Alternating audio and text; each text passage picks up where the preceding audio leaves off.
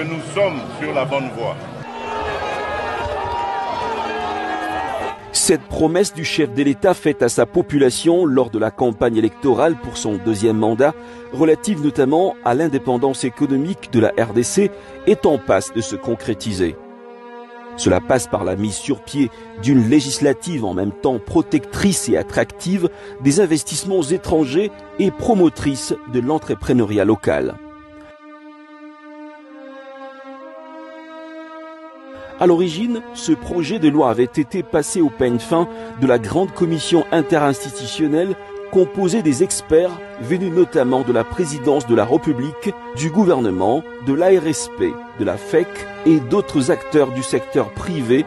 ainsi que ceux de la société civile, invités à cet effet pour un apport significatif, cela sans ignorer la contribution combien louable des experts internationaux mobilisés par l'ARSP sous l'initiative et l'égide de son directeur général Miguel Cachal-Catambe dans une coordination générale du ministère des tutelles.